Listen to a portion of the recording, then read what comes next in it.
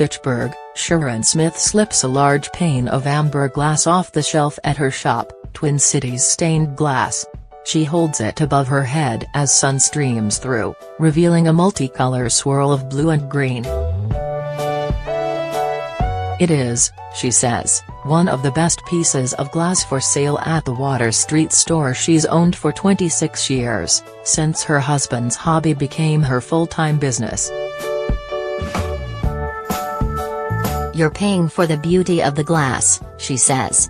"After you do glass for a long time, you get to know the difference. Some of it is just pretty glass, and some of it is just gorgeous glass." Inside her store on Wednesday, 6 students, novices and seasoned artists alike stand around wood slab workbenches creating their own pieces of stained glass. Christine Bork, 71, sands the rough edge of blue glass she would soon embed into floral pane, the shrill sound causing the rest of the students to chat just a bit louder.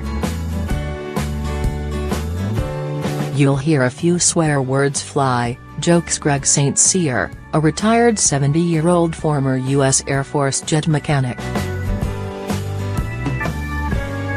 He is assembling a sky blue and purple sun catcher, and holds up a piece of glass cut incorrectly, but not discarded. "They're mistakes that could be something later on," he says. Above the noise, Colleen Malinsky, her half-completed mosaic of a bulldog honoring the family pet Smitty, says she came for her first lesson 20 years ago. Smith's patience and skill keeps her coming back. Smith sits on a stool in the middle of the workroom, smiles and looks down, fiddling with a shard of glass. "This was my husband's dream," she says. "And when he passed away, I decided I was going to make it come true, and that was it." Smith's husband Leonard, or Ike for short, opened a stained glass shop in Moran Square nearly 3 decades ago.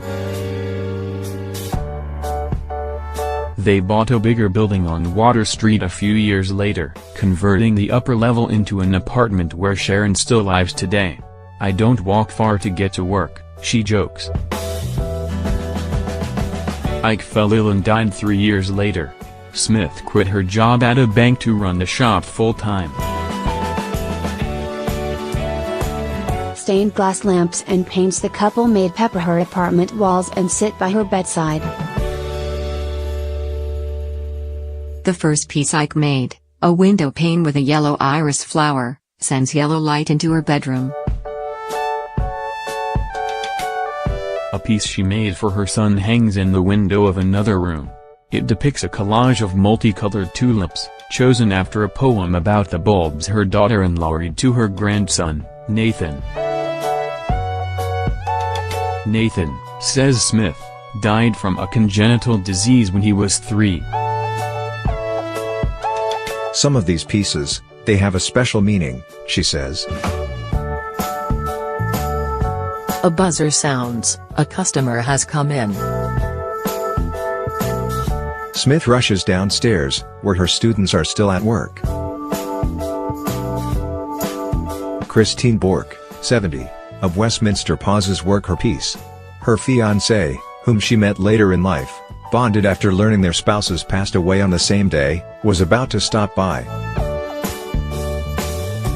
Smith's lessons, she says, provide her a creative outlet and community.